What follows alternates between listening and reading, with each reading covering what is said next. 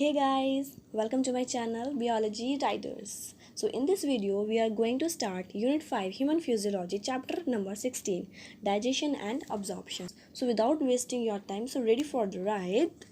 Digestion and absorptions. So firstly let's take a look on summary कि आज हम क्या क्या पढ़ने वाले हैं. So digestive system consists of alimentary canal and associated gland. So guys, alimentary canal also called guts, which include mouth, buccal cavity, pharynx, esophagus, stomach, small intestine, large intestine, rectum and anus. Whereas associated digestive gland, which is also called accessory digestive gland, includes salivary gland, the liver with the gallbladder and pancreas. So start with the food. Food mainly contain carbohydrate, protein, fat, vitamin, mineral, water, and they are called principle of food.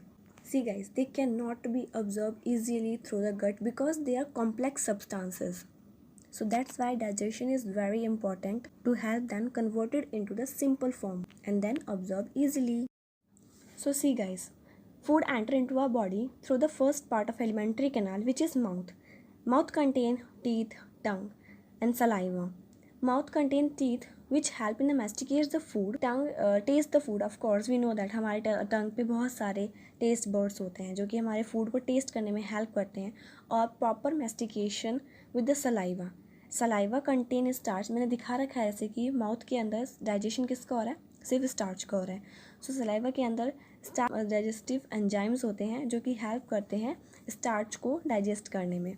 After that the food which convert into the bolus. Form सी बन जाती है खाने की, जो वो खाना मुंह में घूमता रहता है उसको उस टाइप को हम बोलते हैं बोलस, जिसके अंदर सलाइवा मिक्स होता है हमारा. तो वो बोलस एंटर करता है into the pharynx and then enter into the oesophagus. During peristalsis, which means muscle contraction, the form of bolus enter into the stomach. मैंने दिखा रखा है जैसे अभी कि स्टमक के अंदर डाइजेशन किसका हो रहा है, प्रोटीन का, और अब्जॉर्प्शन सिंपल शुगर, अल्कोहल और सर्टेन ड्रग्स का यहाँ पे अब्जॉर्प्शन हो रहा है.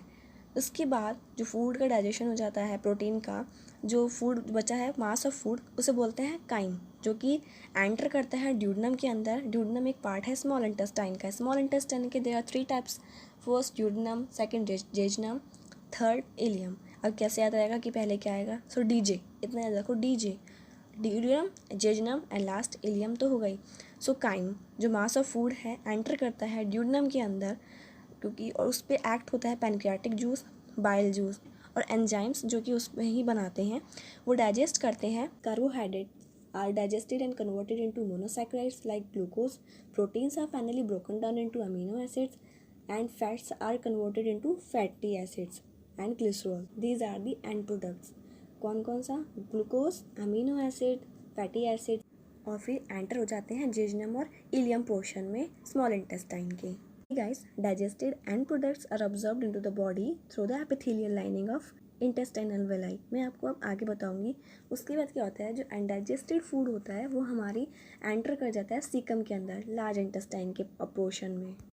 Large intestine consist caecum, colon and rectum. सी जो कोलोन होता है उसके भी 3 पार्ट्स होते हैं, ascending, transverse and descending. So in large intestine mainly absorption of water take place, क्योंकि सब अनडाइजेस्टेड फूड आया है तो ऑब्जॉर्प्शन ऑफ वाटर होना भी बहुत ज़रूरी है. सो लार्ज इंटेस्टाइन में वाटर ऑफ ऑब्जॉर्प्शन होता है. देन जो अनडाइजेस्टेड फूड है वो क्या होगा, जब वाटर भी ऑब्जॉर्व हो गया तो become semi solid in nature. After this then it enter into the rectum and finally it just through the anus. तो ये था आपका इतना समरी. तो चलो अब इस पर डिटेल में थोड़ा बात करते हैं. So take a look on a definition of chapter name, digestion and absorption. The process of conversion of complex food substance to the simple absorbable form is called digestion. ठीक है. अभी जैसे मैंने बताया था कि फूड का major component carbohydrate, protein, fats, vitamin, mineral and water होता है, जो कि डायरेक्टली अब्जॉर्ब नहीं कर सकता हमारा गट, इसलिए it could be into the simple absorbable form. And what is absorption? Absorption is the process by which the end product of digestion pass through the intestinal mucosa into the blood of lymph. तो इतना तो हमें समझ आ गया ना कि food जो है एक बेसिक रिक्वायरमेंट है हम सब के लिए. ठीक है. जो कि पता है कि कंपोनेंट हमारे CPF होता है, कार्बोहाइड्रेट, प्रोटीन एंड फैट्स होते हैं, और जो विटामिन और मिनरल्स है वो रिक्वायर्ड होते हैं स्मॉल क्वान्टिटीज़ के अंदर। सो मेन पर्पज़ क्या होता है फूड का, क्या होता है क्या डाइजेशन से, सिंपली जो फूड होता है वो प्रोवाइड करता है हमें एनर्जी एंड ऑर्गेनिक मटेरियल्स, जो कि हमारे टिश्यूज़ को रिपेयर करता है और ग्रोथ करता है। And whereas water which prevent our body from the dehydration, कि हमारी बॉडी के अंदर किसी भी पानी की कमी ना रहे, इसलिए वाटर भी इम्पॉर्टेंट है। सो जो बायो मैक्रोमोलिक्यूल्स होते हैं हमारे फूड के अंदर, मैंने बताया जैसे कि वो ओरिजिनल फॉर्म्स में ऑब्जर्व नहीं किए जाते हमारे गट के थ्रू, तो उनका सिंपल सब्सटेंस में चेंज होना बहुत ज़्यादा ज़रूरी होता है, इसको हम बोलते हैं digestion. So start with the alimentary canal. Alimentary canal begins with an anterior opening called mouth and posterior opening through the anus. See, mouth is bounded by our lips, हम सबको पता है। So mouth led to the buccal cavity, buccal cavity को हम oral cavity भी बोलते हैं। मैंने बताया कि ओरल कैविटी के पास टीथ होते हैं और एक मस्कुलर टंग होती है, ठीक है। Teeth is made up of dentine protein odontoblast cells. Each tooth is embedded into the socket of a jawbone, and this type of attachment is called thecodont. Tooth के 3 पार्ट्स होते हैं, root, neck and crown. Root जो कि socket में होता है, नेक जो gums में होता है, और क्राउन जो एक्सपोज पार्ट, जब आपको वाइट टीथ दिखते हैं, these are called crown. Crown जो होता है एनिमल से बना हुआ होता है, ठीक है। सबसे हार्डेस्ट सब्सटेंस है हमारी बॉडी का animal. See guys, majority of mammals including human beings forms 2 sets of teeth.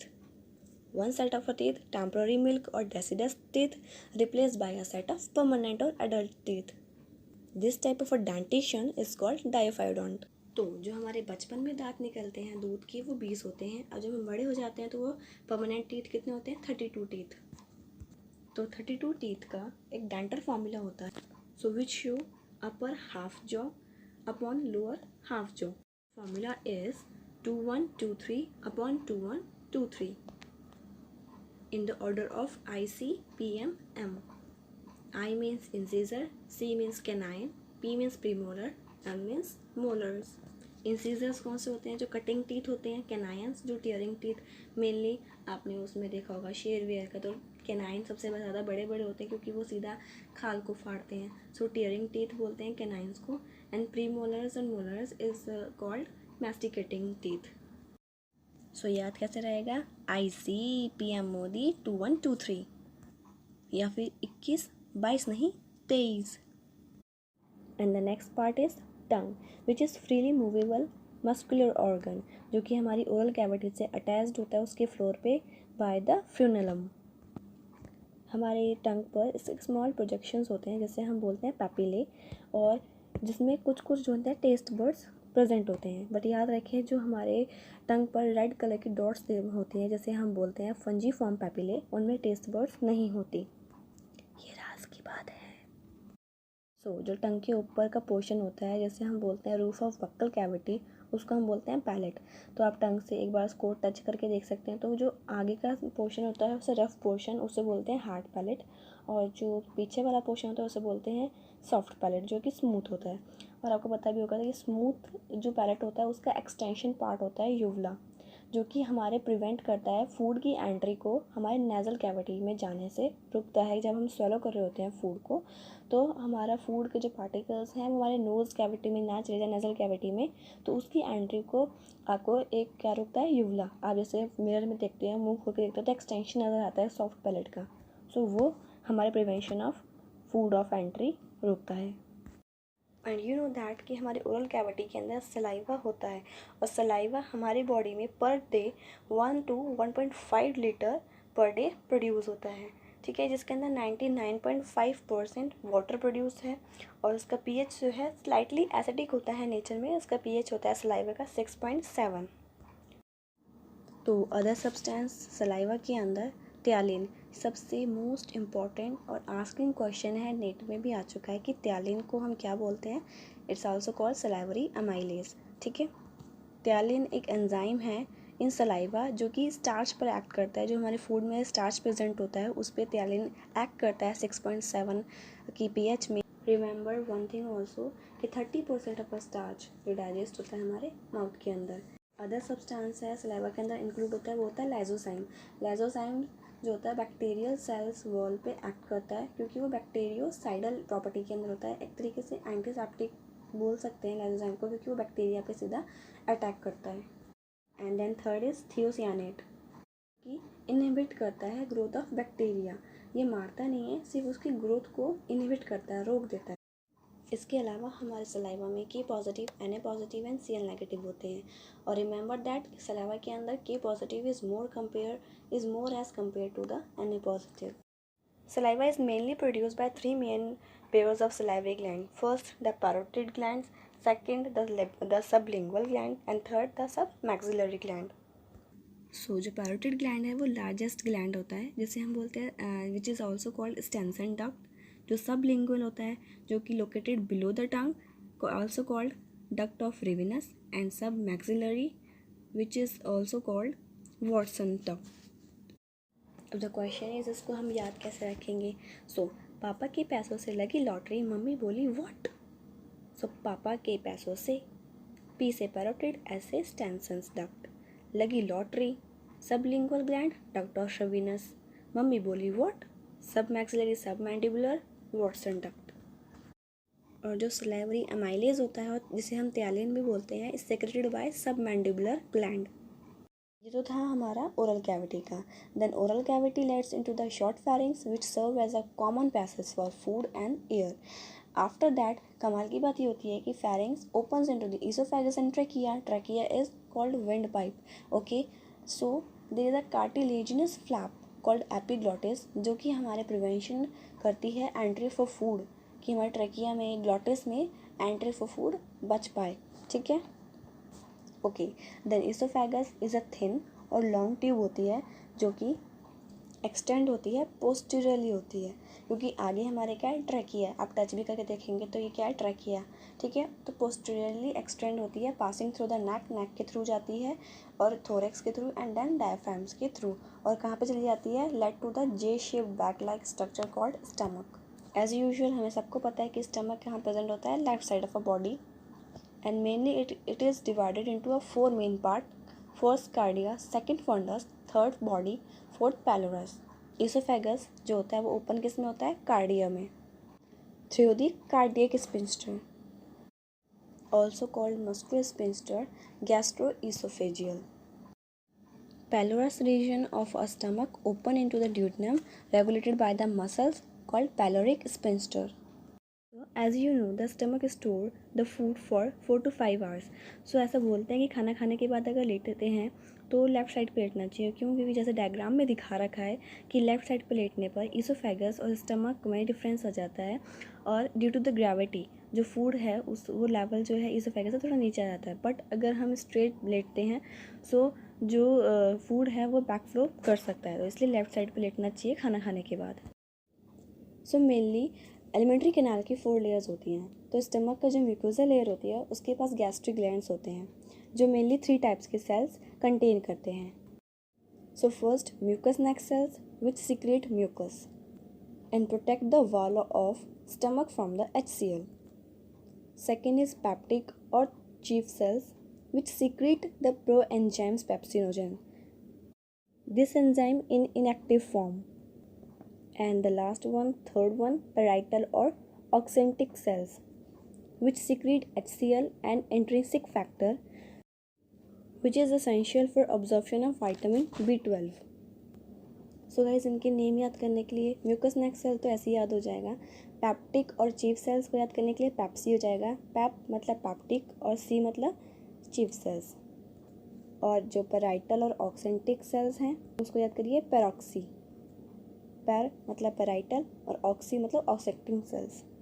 सो जो स्टमक में इनएक्टिव फॉर्म होता है एंजाइम का pepsinogen with the help of HCl converted into the active form called pepsin.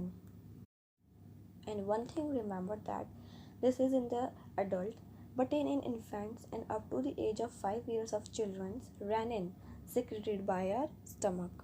Renin is proteolytic enzyme which work different. Actually, it convert liquid milk protein into solid milk protein. Next turn is small intestine which is divided into 3 main parts, जो मैंने पहले बताया था, DJ, duodenum, जेजनम and ileum.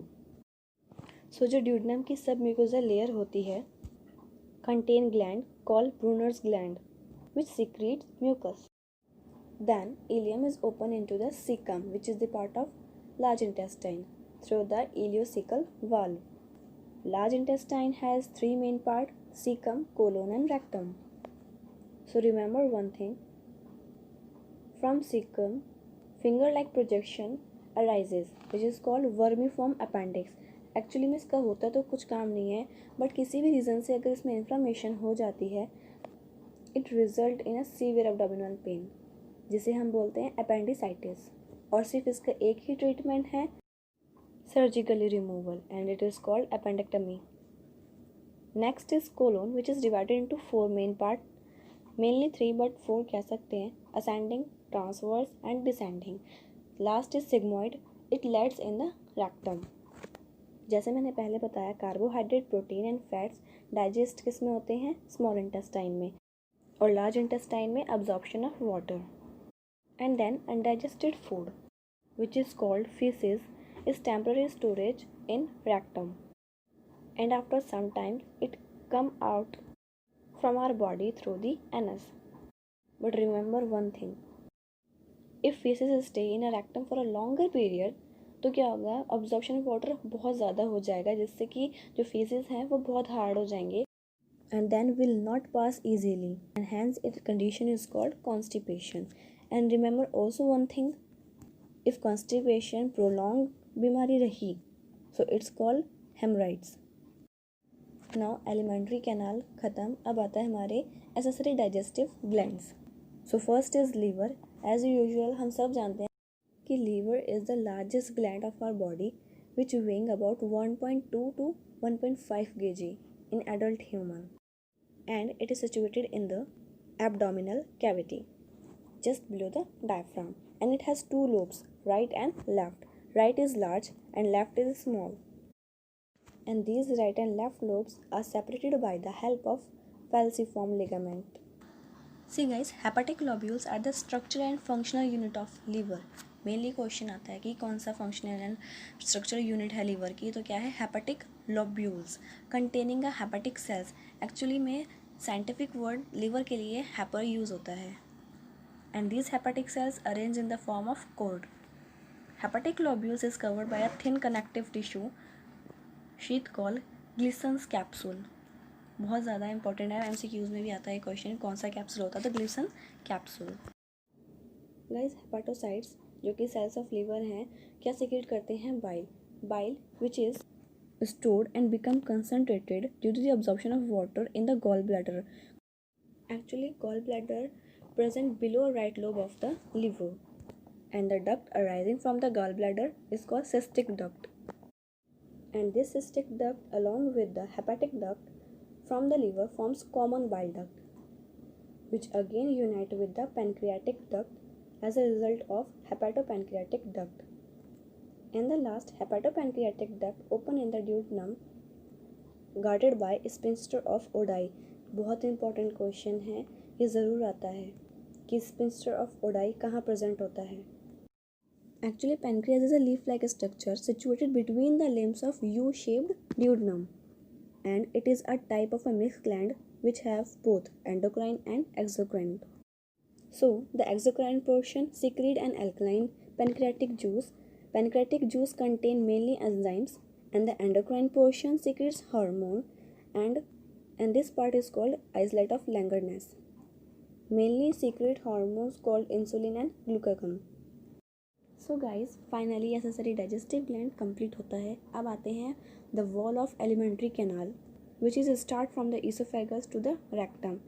मैंने पहले बताया था कि ये 4 लेयर कंटेन करता है, namely serosa, muscularis, submucosa and mucosa which is from outsider to the insider.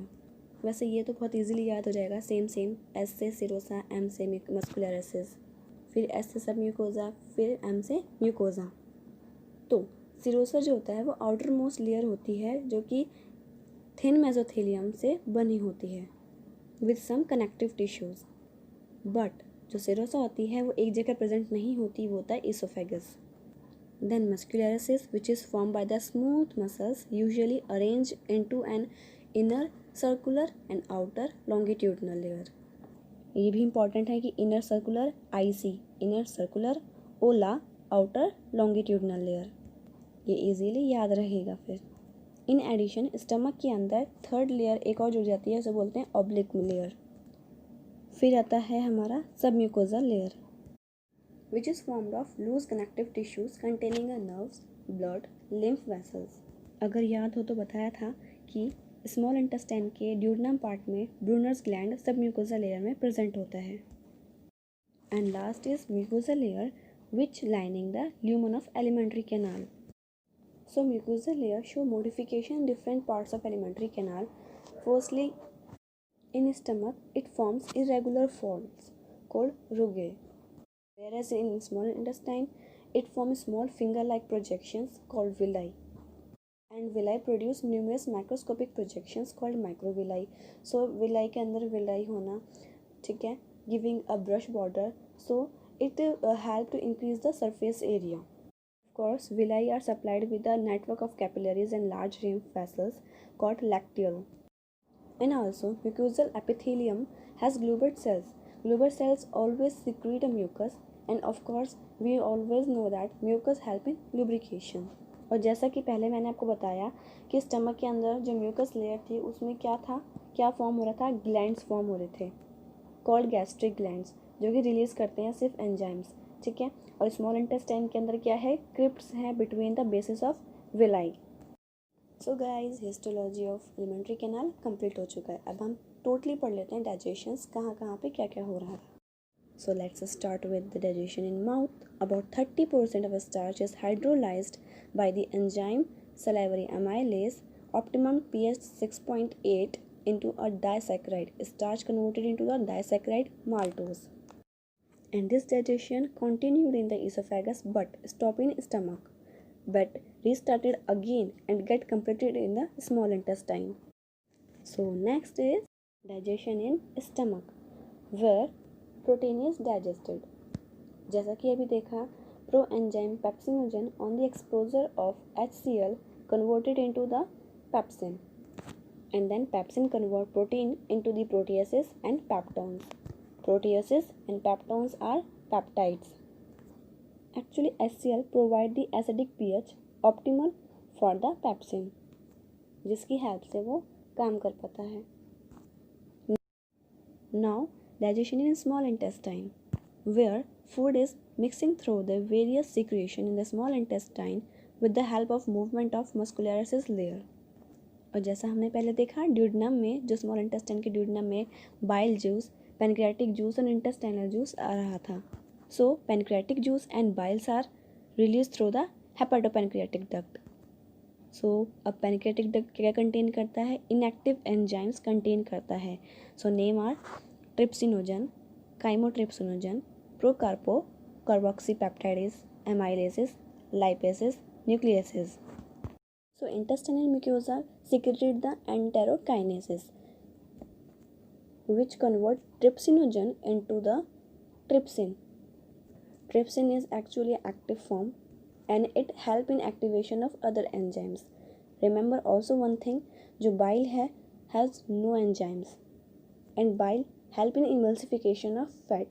Emulsification of fat, which means breakdown of fats into very small micelles.